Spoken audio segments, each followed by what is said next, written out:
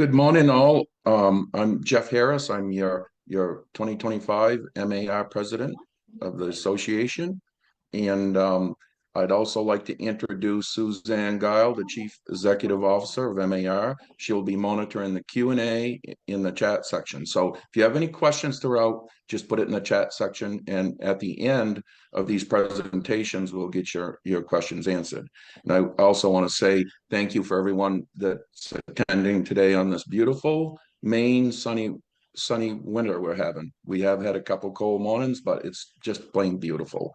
So with that, I'd like to introduce our guest speakers today. Start with Amanda Rector. She's the Maine State Economist.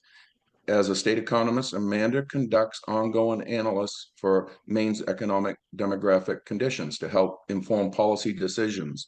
Amanda is a member of the State of Maine's Revenue Forecasting Committee and serves as the governor's liaison to the U.S. Census Bureau.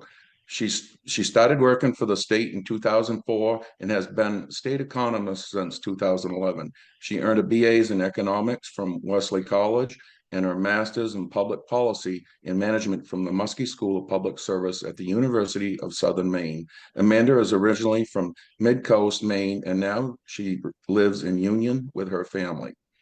Thank you, Amanda, for being here. Also, we have Dr. Lawrence Yoon, Chief Economist of the National Association of Realtors.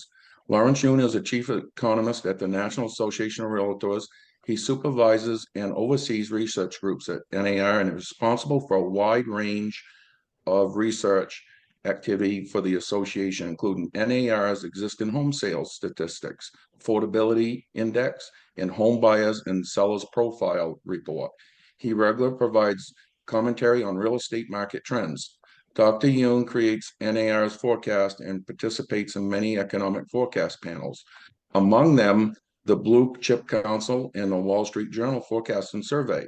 He also participates in the Industrial Economics Discussion Group at the Joint Center of Housing Studies of Harvard University. He appears regularly on news outlets, is a former speaker at real estate conferences throughout the U.S. and has testified before Congress. Dr. Yoon received his undergraduate degree from Purdue University and earned his PhD from the University of Maryland at College Park. Welcome back, Dr. Yoon, and also Ms. Rector. So with that, take it away, Dr. Yoon.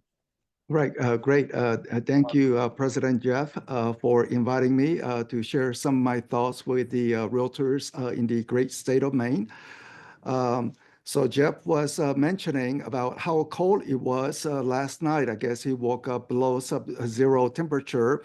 Actually, this past January or this winter was the coldest continental U.S. temperature in long time, I think like 25 years, which impacted home sales in some states, especially southern states, which are not used to cold weather. I think that brought some people not coming to the market condition. So weather can have some impact in the market condition.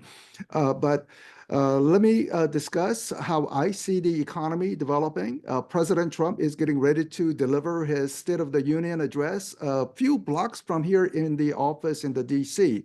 So I am in the National Association of Realtors building, and we are a few blocks from the U.S. Capitol. I think they will sort of fence out some streets to assure some security measures.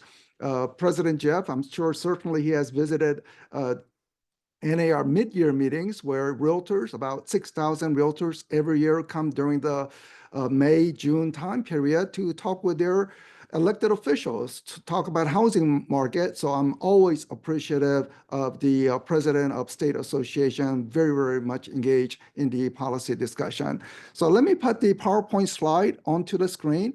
My presentation should be about 25 minutes in length. I am eagerly awaiting to hear sort of very specific Maine economy situation from Claire, so I will await that. But let me go into my presentation first and see where we are and where we are likely to head. So first, let me give you the national statistics. We know that local market sometimes has little variation with the national statistics, but your consumers often listen to CNN, Fox News, and other media outlet. And what they heard was that 2024 last year was the lowest home sales activity in 30 years. So statistically, factually correct. In fact, 2023, 2 years ago, was equally bad. So we have had 2 straight years of very difficult year for realtors, mortgage originators, title insurance companies, or any business that is operating on moving people. Like moving truck business has been very, very tough. So 2 straight years of very difficult condition. The graph begins from 2019, pre-COVID condition. In fact, 2019 and 5 years before that, the numbers would be very similar. So one can essentially say 2019 would have been normal year. Then we had COVID, low interest rate environment that fueled the home sales market. But once the Federal Reserve began to raise interest rate rising, well, look what happened to home sales, two of the most difficult year condition. But if we look at the home builders who comprise much smaller share of the market, generally about 10% of overall home sales, the builders are actually back on their feet. So you can see the pattern. So unlike realtors, so let me go back to the prior chart. So this is what the realtors experience. Sales activity right now well below pre-COVID condition, but the builders are back on their feet. And the reasoning, aside from the general economic factors like mortgage rate, what the builders were able to do, while realtors were unable to do, was boost inventory. So realtors were relying on their past client to see whether they would list their property. And many of the past clients, established neighborhood, you simply did not see for sale sign. Inventory simply did not show up. But the builders are in a position, get the construction crane, tractors, start moving the dirt and build a new home and create inventory. And because they were able to create inventory, that could get the sales done. So it is not only about jobs, mortgage rate, but the inventory is also important in the marketplace. Maine Association of Realtors do a great job in providing very specific state data. And this is what I found, completely different from the national picture, which you need to highlight. So I put in 2 red boxes. How many homes were sold last year? What was the price condition? The sales activity increased 15% from 1 year ago, while the prices continue to rise in double-digit rate pace. So at least related to the December figures, clearly outpacing the country, doing better, much better than rest of the country. So all the data available in the state of Maine, whether November data or October data, all those monthly specific data will be available. Just go to the state association website and you can look at it in more detail. Now, this is a data from RPR. Realtors are only people who have access to RPR, and one can hone in on zip code level data, various micro district. I'm only illustrating this point just to say that the realtors have a special tool that non-realtors do not. So just be mindful that once you go to the RPR data, you can do various analysis on specific property, specific neighborhood, zip code information, much more data. So let's go back to the broader housing market. This is the map of the United States. And Maine is showing 73% price appreciation from pre-COVID to the most recently available data.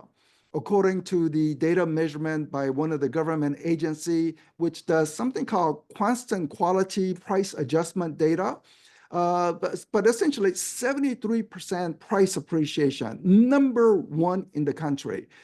Number two is Florida at 70%, and I think some Rocky Mountain states at in the high 60. But state of Maine is number one. So you should be either proud or scared of this number. I guess if you're a homeowner, you are getting the wealth gain. If you are a renter and who wanted to buy, it almost feels as if things are getting out of reach, that home ownership could be very, very difficult. So pluses and minuses, but Maine number one in price appreciation across the country. If we look at just 1 year price trend, rather than from pre-COVID to most recent, just 1 year price trend to assess the current momentum. And the state of Maine is still chugging along very, very nicely, 6.7% price gain. Like Vermont and New Hampshire, I guess they're trying to catch up with Maine in a sense, but Maine has been number one over the past 4 years from pre-COVID to the most recently available data. So stock market, sometimes you hear on the news, record high, all-time high. Today it is not because, as we know, stock market has been undergoing some adjustment this past week. One thing that is less discussed in the media is the wealth that most Americans are holding on to. So yes, stock market is important, but did you know that more Americans, especially middle-class families, hold more of their wealth in real estate compared to the stock market? And the real estate wealth is at an all-time high. So record high in terms of equity in real estate, in trillions of dollars. Anytime we go into trillions of dollars, hard to get our fingers around it. So to make it a little more manageable, a little relatable, I put it for homeowners. Typical homeowners right now, it is estimated at $415,000 in net worth. Everything you have minus everything you owe, and what is the net? Net is for homeowners $415,000, while for the renters, it is much smaller figure in the red, about $10,000, and something we intuitively know. Maybe you probably have seen the figures before, or maybe something similar, but these are precise figures, up-to-date figures, showing that renters are simply spinning their wheels while homeowners are building wealth over time. So a chart that you definitely want to utilize with any hesitant first-time buyers. Some first-time buyers are simply priced out, but there are some potential first-time buyers who have the finances but hesitating. Well, you need to show this chart. You have to own piece of America in order to be in the blue, building wealth over time. Now, let's look at three important markets in the state of Maine: Bangor, Lewiston, Auburn, and the greater Portland region, South Portland, the Portland, all that combined. So three graphs. Which is which? It doesn't matter. It seems like all three markets pretty much move similarly. Portland is, of course, more expensive, but in terms of the price appreciation in a given year, you see the pattern generally following very, very similarly. So some people are actually intrigued. Why do the different markets have similar price trends? Well, this is how it works. Job market condition, mortgage rate is pretty much universal across the country. And what you see on the chart is generally it is a positive price gain. So that in 2008, 2009, there was some degree of price decline. And by the way, the price decline that happened in the state of Maine is very modest compared to 30%, 40% price collapse in Arizona, Florida markets during the subprime lending bust, the implosion of the mortgage condition. But in the Maine, I guess as testament to more responsible homeowners, or say people who want to be more financially conservative, you don't want to overstretch your budget. So therefore, that you really did not have a big crash. You had a mild crash back in 2008, 2009. But aside from that, generally positive price trend. One never know when there could be a price spike. So we saw the price spike in 2021, 2022 period, huge price increases. But even today, still positive price movement, hence wealth gain for property owners in the state of Maine. Let's look at the data on a monthly basis, because on a national basis, just repeating what I said earlier, worst home sales condition in 30 years. So last year, pretty bad. 2 years ago, really bad. So 2 straight years of difficulty. But if one looks at the monthly data, one see little light at the end of the tunnel. So for 3 straight years, home sales, how is it doing compared to 1 year before? Down, down, down. For 3 straight years, consecutively down until you see October, November, December, and I forgot to add January. January is also positive. So you saw that in the state of Maine, definitely it was positive, much better than national gains. But nationwide, we have seen turnaround in home sales compared to 1 year before. So why is this happening in October, November, December? Well, mortgage rate, did it go down? And answer is no, mortgage rate did not go down. Did we have more jobs? One can say, yes, we did have a little more job, but something else was happening as to why we are seeing growth in home sales, and it is inventory. It may be hard to notice, but in the red box, it is showing that compared to the same time period 1 year before, there is more inventory. We know that during the winter holiday seasons, post Thanksgiving, then you go to Christmas, New Year, very few inventory on the market condition. So you compare, say, December with December, January with January. So when you do that, what we are finding is we are now beginning to see more inventory. Remember the home builders, they're back on their feet. Why? They can create inventory. Realtors, well, you did not have inventory until only recently. So as you are getting more inventory, you are making more sales, even at higher mortgage rates. So consumers naturally wants to see more choices. If you are limited in choices, they cannot find that right home that suits their needs. So as more inventories are beginning to show up onto market, we are seeing more home sales clicking along.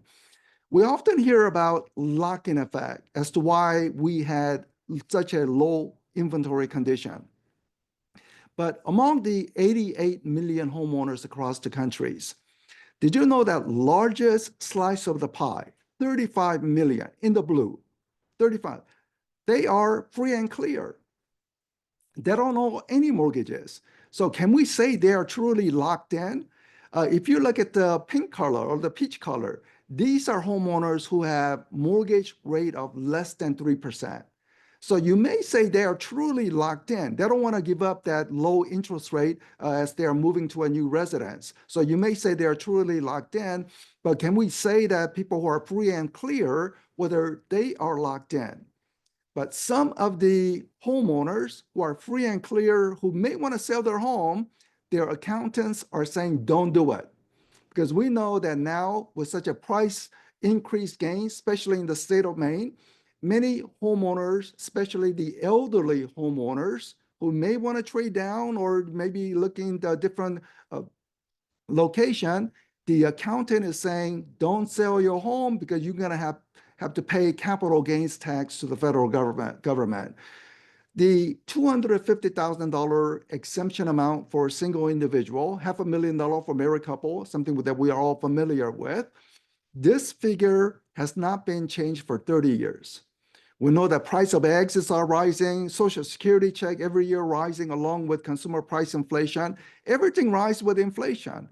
Yet this exemption amount has not been changed for 30 years, which is the reason why we are adamant, we meaning the National Association of Realtors, President, Jeff Harris, when he visits Washington, he talked with the elected officials from the state of Maine. And we have many realtors who are talking in their respective state to say, look, this capital gains exemption amount has not been changed for 30 years. Can we simply index to inflation? And if we do so, the new current exemption amount would be essentially double that. So just imagine how many people in the state of Maine now once they sell the home, they don't have to worry about paying a tax, especially among the elderly. So this is one top issue that NAR is communicating with members of Congress. And of course, it's the realtors, realtor presidents who are speaking with their elected officials in this regard. So we are trying to move along, trying to bring more homes, more inventory onto the market without the tax implications. So let's go to the forecast, what you can anticipate. When I look at the past relationship, what I find, there's a siren, loud siren going by. So I'm not sure if you can hear it or not. Hopefully you don't hear it, but I hear it. So I'm going to let this siren go by. So when I look at the past historical relationship, what I find is that home sales essentially depend upon two factors: jobs and mortgage rates. Very common sense. More job, more home sales; lower mortgage rate, more home sales. Very, very common sense. What is new in this real estate cycle appears to be inventory availability as being the third factor, another important factor at play. So at least we are now beginning to see a little more inventory, but the jobs are positive. Mortgage rate, so far, I'm not sure if it's behaving. And once mortgage rate begins to behave, meaning that it starts to go down, then one can anticipate really more activity in home sales. So let's look at those criteria. First, the jobs. So related to the jobs, state of Maine is no longer number one. You are number one in price growth, but not in terms of jobs. Green color states are the superstar states, strong job addition from pre-COVID to most recently available data. Maine is showing 3.5%, and light blue. Light blue is below national average. So in terms of job growth, it's not there. I mean, it's respectable, but not high flyer in terms of job growth. Then why is the home prices so high in Maine? I would attribute to the remote work, hybrid work model. Many people in New York City and Boston, soon as they were permitted to work from home, I think many people said, I need fresh air. I want to see the ocean. I think they went to Maine and really boosted the real estate prices in the state of Maine from that phenomena. But the job situation really did not outperform in the state of Maine. If we look at the timeline, what we find is that in the state of Maine, from year 2000 to onwards, generally, sometimes a little up, sometimes down. The big disruption is the COVID lockdown and coming out of the lockdown. So there's about 60,000 additional jobs today versus year 2000. Essentially one stadium full of people with job in the state of Maine compared to before. Home sales have been low, but you have jobs, 60,000 more jobs. What does that mean? There are people in the pipeline who could buy a home if the conditions are right. What are those conditions? You need lower mortgage rates and more inventory. So people are in the pipeline to buy, enter the market if the conditions of more inventory, lower mortgage rate would show up. Connecticut is not Maine, but I just put it here because over the past 25 years, no job creation. They do undergo some little fluctuation up and down, but no job creation in the state of Connecticut. And this is the Washington, D.C. metro, which include the suburban market in Virginia, suburbs in Maryland, along with the D.C. city. I just showed this just because when I look at other states like Connecticut or Maine, there's always some fluctuation, economic cycle. But people say DC is a recession-proof economy. And this is a demonstration. It rarely ever goes down. It just simply goes up, aside from the COVID disruption that you see condition. So this is the first time I see, again, I'm in Washington area, where there are people who are truly nervous. They're nervous when Elon Musk will be knocking on their door because we know there's a large degree of disruption happening here in Washington. So maybe this is the first time where people in Washington region begins to feel what the rest of the country is feeling. At times, their economic cycle, their economic downturn, and DC may no longer be a recession-proof economy, just trying to illustrate. Now, as to the mortgage rate, another important factor is that in September, Federal Reserve cut interest rates. And they did so again in November, and they did it again in December. But mortgage rate, which is shown in the red, misbehaving, rising, and not following the blue line, which shows that Federal Reserve does not control mortgage rate. Indirectly, it tried to influence, and mortgage rate this time, no impact, in fact, opposite impact. I'm sure some of your clients, they were waiting for the Federal Reserve to cut interest rate, and it simply backfired. So mortgage rate increased from that point. But I also want to make a note that this is the data from this morning. So what I'm finding is that the 30-year fixed rate mortgage, as you see, is averaging about 6.7. 15-year rate is a little lower. But did you know that FHA and VA actually has a lower mortgage rates because of the government guarantee that it has? Now, during the frenzy environment, if you have a buyer with FHA or VA mortgage, you are in a disadvantageous status because it takes longer to get the loan approved and processed. So VA and FHA were at a disadvantage. But today, at a calmer market, more inventory, people who can use FHA and VA, it carry lower mortgage rates. So maybe some people want to try this out, but contrast this with jumbo mortgage rate.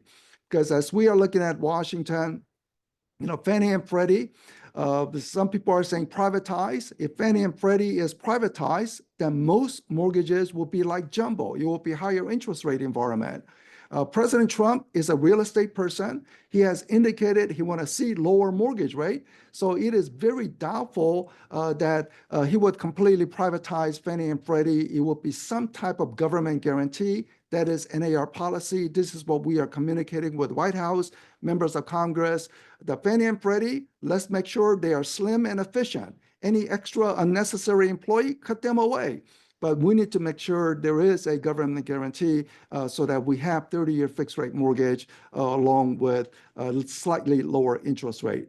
You are on the border with Canada. I know about the tariffs, maybe the lumber yard in Maine can ramp up as more tariffs on lumber situation. So maybe more job creation in the state of Maine in the lumber yard. But other part is in Canada, they don't have 30-year fixed rate mortgage. Why? They don't have government guarantee. So again, we are re-emphasizing this information to President Trump and the Congress to say that however you want to redesign Fannie and Freddie, just make sure that it does have government guarantee so the consumers would face little lower mortgage rates.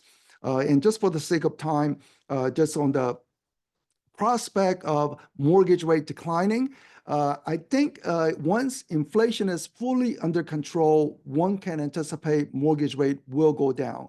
Tariffs automatically is inflationary, but deregulation, which President Trump is, trying to reduce regulation, that means lower business operating costs, and businesses can pass on lower operating costs in terms of lower prices. So it will be disinflationary.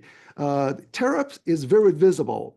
Deregulation or impact is less visible. It takes time through the process. And also one wonders whether, more oil production or whether there's some kind of oil agreement with Saudi Arabia or even Russia, whether that could lower the energy costs, which then would be also disinflationary and therefore bring about lower mortgage rates in the process. And this is the gasoline prices, pre-COVID condition, and then we had high gasoline prices. Today, slightly above pre-COVID. So if anything to lower the prices on gasoline, again, will help lower inflation and lower mortgage rate. But one big thing that people need to worry about is the national debt, all-time high. We know that it's all-time high. Here is in graphical form. President Trump, when he entered the office in 2017, for the very first time, is the first blue arrow. The second blue arrow is what he is facing today. And that is why mortgage rates simply cannot return to 4%, 5% mortgage rates. Under President Trump, first term, mortgage rate average 4%, 5%. We're not going to get that in his second term because of this high national debt. Large government borrowing means they're eating up private capital, less mortgage money available, and less mortgage money is showing up in that mortgage rate, a little higher mortgage rate. So to the degree that Elon Musk can identify wasteful government spending, slash it away, then maybe we can make some progress on national debt. But everyone is supportive of removing wasteful government spending, just get it out of the way. But we need to make sure they cut the fat and not the muscle or the bone. Things like Fannie and Freddie, any extra government employee, you can slash that away, but make sure Fannie and Freddie can function so that mortgage rate is still lower mortgage rate is still available. So let me go into my final slide. So my final slide is that I believe this year we will finally see an improvement because the factors that drive home sales are developing. What is that? Well, jobs are still being added to the economy, and we have more inventory showing up. Mortgage rates, I think we already are past peak. I think the mortgage rate will settle down near 6% or maybe 6.5%, definitely lower than what it is today. So all three factors that drive home sales are moving in the right direction. So my statistical model is indicating as such, as you see. 2 years from now, do not show this table to me because I know I'm going to be wrong, but I may be wrong by underestimating. I would not be surprised if we had 20% increase in home sales this year, or it could be only 5%. I mean, there are so many parts at play. President Trump is so unpredictable. Maybe there was some good policy coming and bad policies coming that could wreck this table. But overall, I think the condition is there for improving home sales. And Maine, surprisingly, has outperformed in terms of the housing market condition, maybe not in terms of economic condition. So this is where we are. So just hold on. I think you are already seeing some better condition in the Maine housing statistics. I think this will continue to show up in 2025. So thank you. And now I'm going to turn it back over to President Jeff Harris. Thank you, Dr. Lawrence Young. That was a great presentation, and Maine looks positive in a lot of different ways. So thanks. And so we're going to go to Amanda Rector, and then we'll take the questions and answers right directly after. Go ahead, Amanda. All right, great. Thank you. I'm going to bring up my own slides here. Bear with me for a moment. Here we go. Hopefully everybody can see those. Let me see if we can get this out of the way here. Okay, I'm going to go ahead and start with talking about, oops, hold on. Let's see if we can get that close. I'm going to go ahead and start talking about demographics. That's where I always start my presentations. I think it's a really important thing to understand when you're trying to understand the economy. So I'm going to start out with that. I'm going to start with sort of the big picture for Maine. I don't know how to get rid of the bar up at the top of my screen. I don't know if other people are seeing that. Oh, maybe they're. Okay, hopefully that fixed it. So I'm going to talk about the sort of big picture components of population change. You'll remember that from the past decade, 2010 to 2020, we had pretty slow population growth, 2.6%. From 2020 to 2024, we've already beaten that. We were at 3.1%. So much faster population growth. And that's, of course, entirely driven by migration. That was very, very strong the first couple of years during the pandemic, 2021, 2022. Migration has slowed a little bit more recently. If you look at 2024, we did crack the 1.4 million mark in terms of population. So that was very exciting. But you'll notice that while we still had enough migration to offset our natural decline, it was slower than it had been. So our net population change in 2024, we gained about 5,400. The other thing that's really interesting there, it was pretty much an even split between international migration and domestic migration. So people moving directly to Maine from other parts of the world versus people moving to Maine from other parts of the US. It had been, if you look back at 2021, 2022, domestic migration really was the bulk of the migration. International was positive, but a much smaller share. 2024, international migration was larger, domestic migration was smaller. The two were about equal overall. So we talk a lot in the state about age. We have the highest median age. We have the highest percent of the population age 65 and over. If you look around the state, there are a handful of counties where the median age is lower. Androscoggin County, Cumberland, Penobscot, Kennebec. You've got York and Franklin County sort of right on the line there. Those counties, of course, have our larger urban areas, or they're close to large urban areas. And they also have higher college and university populations. And so that brings down the median age in those parts of the state. On the other hand, Lincoln County, Piscataquis County, those are our two oldest counties. They have our population, median age of their population is above 50 years. And there are a couple of other mid-coast counties that are starting to nudge close to that 50-year mark.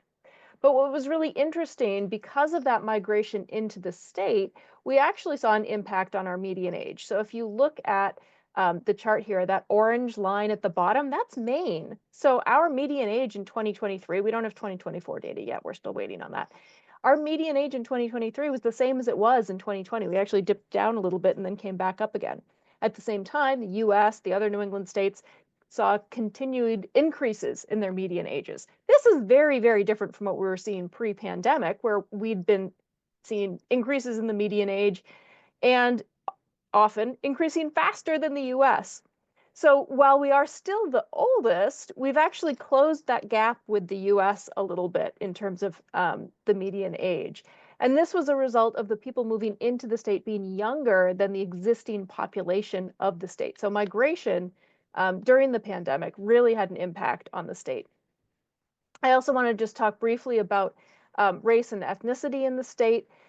We have the smallest share of any state of non-white, non-Hispanic population. There is some racial and ethnic diversity across all of our counties. It ranges the low end, Lincoln County, just a little bit more than 6% of the population is something other than white, non-Hispanic. At the high end, you've got Androscoggin County, Cumberland County, and actually Washington County also has a higher share of diversity. The chart that I'm showing has removed the white non-Hispanic population, so you can see the variation in those smaller race and ethnicity groups. So Androscoggin County, Cumberland County, both of those have a higher share of the Black and African American population. Cumberland County also has a higher share of Asian population and Hispanic Latino population. Washington County has a higher share of American Indian, indigenous population. All of the counties actually have a higher diversity mix than we did statewide back in 2010. So there's been an increase in diversity over time in the state as well.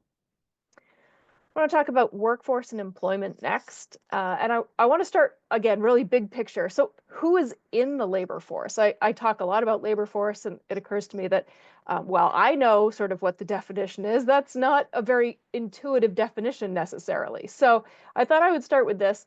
And you start with the civilian population age 16 and over. And that 16 and over is the really important part of that, because there's no upper age limit to this. So you could be 98, you could be 110, and you're still part of that pool that we're looking at for the population. So I'm going to start with breaking this down first with the labor force. About 59.6% of Maine's population age 16 and over is in the labor force. That's split between about 97% employed and about 3% unemployed. So you're not currently employed, but you're looking for work. So that leaves 40.4% not in the labor force. So these people were not available, not looking for work, could be retired, could be full-time students, could be full-time caregivers, could have health or disability issues. There are a number of different reasons why people might show up in that category. Nationally, over half of the people who are not in the labor force are retired. And if you think about Maine's demographics, we have an older population. That's an even larger share for Maine. We don't have the specific breakdown, but it's an even more important factor in Maine, that retirement component. So if you're trying to figure out sort of why aren't people working anymore, it's really a matter of retirement. So if we look at the labor force participation rate by age for Maine and the US, and you sort of look across all the different age cohorts, you look down at the younger end, we actually do better than the US down on the young end. But across all of the categories, we're doing as well as, if not better than the US on the labor force participation rate. If you were to just look at this chart, you would say, gosh, I mean, I guess Maine's labor force participation rate overall must be at least as good as the US, if not better, because look, all the different age categories are at least as good as the US. The difference is, and spoiler alert, we're not. We have a lower labor force participation rate than the US. It's because our share of the population by age is much higher in the upper age cohorts, where the labor force participation rate is so much lower. So we have a much higher share of the population at 62, 65, 70, 75 plus, where that labor force participation rate really drops off. So if you look at that overall labor force participation rate, and I want to start, let's look at the pre-pandemic period. So going back about 20 years up through the start of the pandemic, Maine's labor force participation rate was actually better than the US, Maine in blue, the US in orange. We were doing better than the US just up until right before the pandemic, where we started to dip down below. And then the pandemic hit and things went haywire, and the US recovered slowly, still a little bit below where they were pre-pandemic, but they sort of leveled off at pretty close to where they were pre-pandemic. Maine, on the other hand, we had this big up, another down, seen some more gains since then, but we've opened up a really big gap between Maine and the US where our labor force participation rate is lower. And that's a reflection of the demographic situation and having so much more of our population moving into retirement and those retirement ages. So they're not in the labor force anymore. If you were to extend the trend line from that first part that I showed you 20 years ago up until the pre-pandemic and extend that out, we still would have expected a gap without the pandemic happening. We still would have expected to see a gap. And this really is a reflection of the fact that our demographics are situated so that we are older than the US. We have more people moving into those traditional retirement ages. At the same time that we have this declining labor force, we have a very, very low unemployment rate. So our seasonally adjusted unemployment rate in December was 3.2%. That's below the US, that's below the New England rate. If you look around the state, there is some variation. This is not seasonally adjusted data at the county level. Keep in mind that December tends to be one of our highest unemployment months. If you look around the state, so the southern coastal portion up through the mid-coast, up through sort of the central region of the state, tends to have lower unemployment rates. Or those are also some of the younger counties and the more diverse counties in those regions.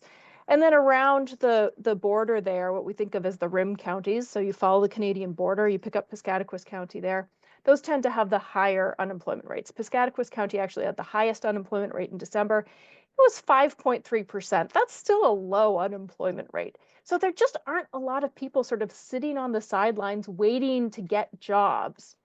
So this has a big impact on our ability to fill jobs and on the employment forecast. So this employment forecast comes from the state's Consensus Economic Forecasting Commission. That's a group of independent economists. They set the official economic forecast for the state. My office provides staff support to them. They turn over their forecast to the Revenue Forecasting Committee. We do the revenue forecast, and that in turn determines how much is available for the state budget. So this is the first step of that process. And you'll notice, so we did get back to our pre-pandemic peak employment. We grew a little bit since then. But the forecast here really is this leveling off, very much sort of plateauing. And it's a reflection of the demographic situation, because in order to add jobs, you need to have people to fill those jobs, and we really don't. So this has been one of the big challenges, is that our labor force and our demographics are such that it's hard to add new jobs to the economy.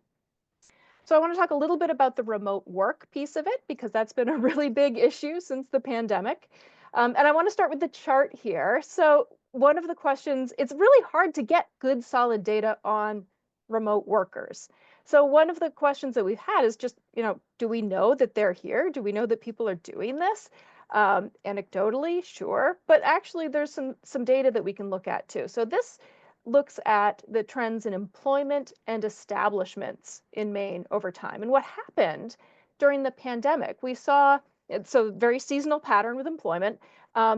We saw that big drop, that's the red line there, and then we came back up, and we've been gaining since then.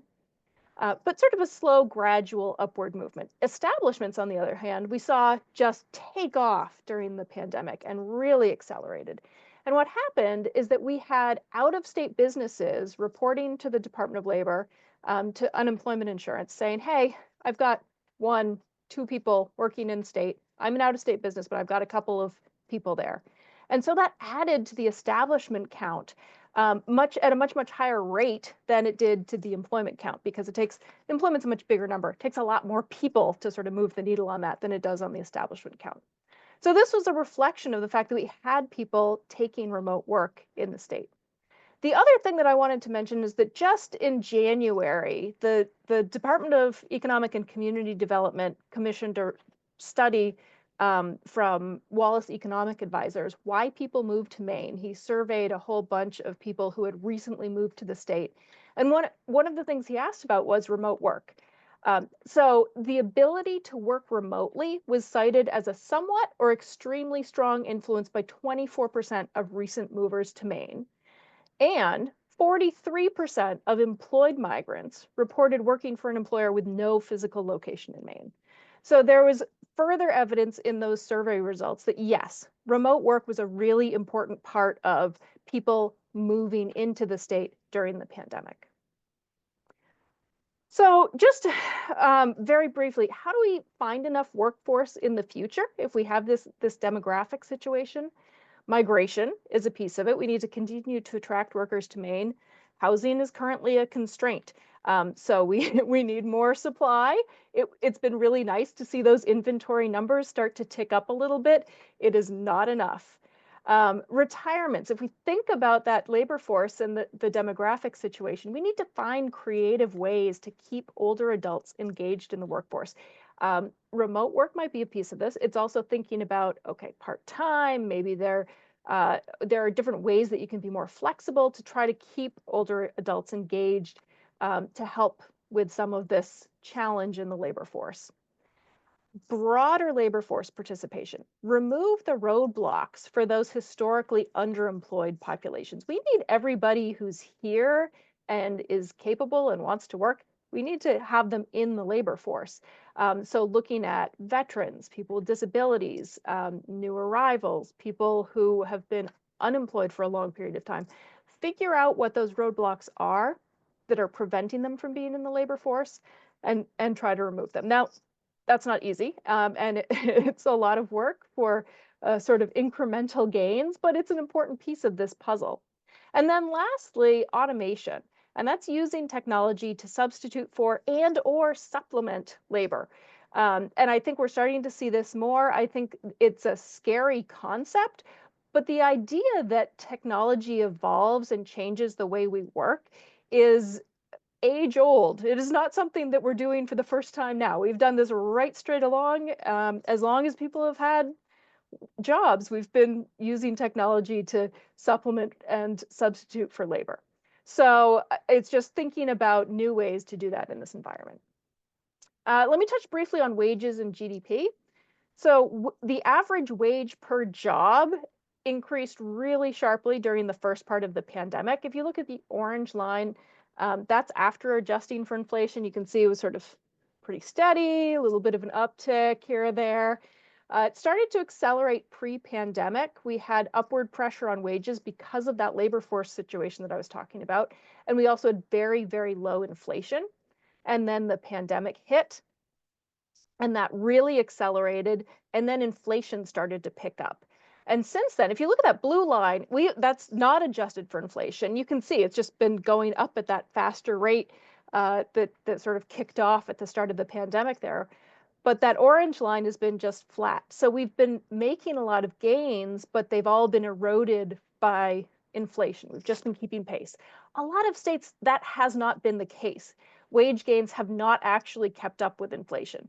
So we tend to run below the US on our average wage per job. This has actually closed that gap a little bit because we've managed to make some stronger wage gains. Along that same note, if we think about GDP, Maine tends to run below the US on GDP and our output. If you look at the two, we again closed that gap a little bit because we came out of the recession, the pandemic recession, which is that deep V there, stronger than the US. So our value added per worker, which is a measure that's in the state's 10-year economic development strategy, it's measured as GDP per job. It was about 79% of the US in 2023. That's up from about 76% in 2018 pre-pandemic. So we've closed that gap a little bit there. So just a few things that I want to mention to wrap up with. So migration picked up during the pandemic. Had an impact on our median age because it was younger people who were moving in. The continuation of the trend has been challenged by housing. So we need additional supply, and we need lower prices and mortgage rates. Those are the sort of key pieces to see the migration piece of this continue. Employment growth really is being limited by labor force availability. And to solve that piece of the puzzle, it's a matter of not only that migration continuing, increasing labor force participation among existing populations, whether they're older or sort of those historically underemployed, and then also increasing productivity using technology and figuring out ways to do more with fewer people. More technology, fewer people can help fill that employment gap that we might face in the future. And then the last thing, I have not really touched very much on the sort of macro picture. I'm happy I can try to answer questions about it. At this point in time, economic uncertainty is very, very high. Tariffs are right in the front of my mind right now. Obviously, Canada is Maine's largest trading partner. We've just seen tariffs go into effect. Maine is going to be impacted by those. I think a lot of the question is, how long do they stay in place? Are there certain things that get exempted? Obviously, the lumber piece of it is going to weigh on it's going to weigh on improvements to house prices. It's going to make it more expensive. And then there are other factors around sort of the larger economic picture that's just making uncertainty very, very high right now. I will say that Maine has a robust budget stabilization fund. That's the rainy day fund, it's sometimes called. It's around $900 million. That is a really important cushion that the state has, the governor and the legislature have, in case there are any sort of potential slowdowns in the economy or in the revenues, that will help Maine sort of ease through and be more strategic about whatever policy changes need to happen, instead of just having to slash budgets right off the bat. So that I'll take this down just a second and answer questions if there's a few minutes for it. But I just wanted to share, I put our website on this slide.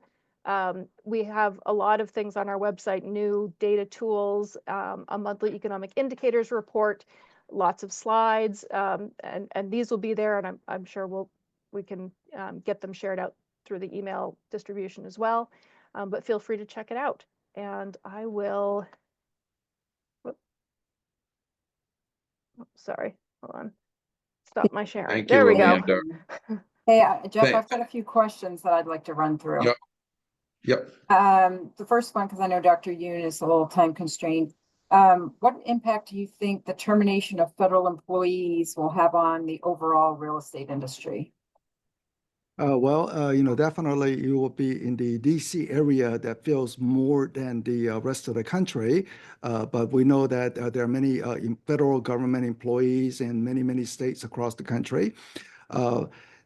Even within the DC, which is heavily concentrated, 10% are federal government employees.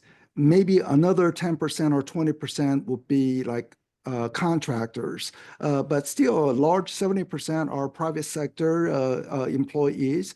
And we have not seen, even here in the DC, any real estate impact yet. And I think that's just because, some people are very angry from laid off notices or getting fired. But I think it takes a little time to see what's the next step. So people do not list their properties the very next week. So we have not seen any growth in listings as of yet. But as I mentioned, the broadly long-term situation is jobs and mortgage rates and inventories are important. So to the degree that it shapes off few jobs, that's going to reduce some of the housing demand in the future, wherever that job losses are located. Thank you. Somebody also asked when you were doing your presentation, Dr. Yoon, why did the Fed cuts cause the mortgage rates to rise? Why did it backfire? One of the reasons is that inflation refused to calm down fully. The Federal Reserve wants the inflation to be at 2% or below. So back in September, the inflation was 2.4%, almost there, almost getting to the goal line. Then inflation actually picked up again. So with each passing month, inflation refused to go down, and the latest inflation figures were 3%. So when the banks are lending money, they want the money that is returned to them to have purchasing power. But if the inflation is high, well, if they charge low interest rate, banks lose money. So they have to compensate by charging higher interest rate in higher inflationary environment. So that's one reason. The second reason is Federal Reserve is holding on to a large quantity of mortgage-backed security, and actually they are selling that into the market. This is a little technical, but that also began to boost mortgage rates. Thank you. This next question is for Amanda Rector. So if Dr. Yoon zooms out, feel free, you got to do what you got to do, Dr. Yoon. Somebody said it was very interesting to see the international population growth, such a large component of Maine. Where are people coming from and where are they going to? That's a good question. There's not a lot of detail available around that data. One of the things that I will say is that the Census Bureau, when they released the new 2024 figures, they had made a pretty significant methodological change because they realized that they were not capturing humanitarian migrants, international migrants to the US very well. And so they made a methodology change that tried to capture that better. And so there was a pretty significant uptick in international migration reflected around the country as a piece of that change. It's not necessarily that the numbers, I don't want to say, they were doing a better job of capturing the existing international migration that was happening when they did that. So, I think that trying to drill down into the specifics there just isn't a lot of data available. But that is a piece that there's been a lot of interest around and trying to sort of gauge more, particularly for Maine, sort of more about who that population is. But I just don't have a lot of detail right now. Thank you. Somebody had posted a question for Dr. Yoon. He did have another appointment he needed to jump on for 1 o'clock, so we knew we were going to lose him right at the end, which we did. Unless you want to say anything more about tariffs, that was a question early on. I think we did talk about the uncertainty in terms of how long they last and what impacts they will have in our trading partner, Canada. You had any parting comments on tariffs, and then Jeff can bring us home. My office is spending some time thinking about those these days and trying to figure out not just sort of the direct impacts, because it's one thing to sort of say, oh, we know how much we directly trade with Canada, but there are a lot of businesses that rely on sort of indirect imports. So they get stuff from a domestic source, but that came internationally previously. So trying to sort of gauge the larger pool of impacts, it's really challenging. I mean, it's concerning. Those are really significant impacts, especially for Maine, because so much of our economy is so closely tied to a lot of that international trade, especially with Canada. Thank you. I think we're done. Okay, quick question, Suzanne, is the slideshow going to be available? I will check with, we have recorded this session today. If the recording comes out good, you know, there's no blips in the volume or whatever, we will release that to members, and we will check in with both economists to see if the slide decks can be made available to our membership as well. Okay. Thank you, Suzanne. Thank you, Amanda. And I also want to say thank you to Lawrence Yoon, even though he had to get off. He had a appointment right at 1 o'clock here. So, but thank you very much for attending and giving us that update. I also want to say to the membership that's on the screen that just stay tuned for the next Lunch and Learn. And you know, read your e-news. There's a lot of stuff in the e-news that comes out every week. You know, if you read it, there's just a mountain of information. Also, on April 17th is the Realtor Rally at the State House. And I'd like to challenge everyone to bring someone new, 1 or 2 people new. I think it'd be good if we had some new participation. And it's a great way to meet some of your representatives. So with that, I want to say thank you all for attending today, and get out and sell something. Have a great day.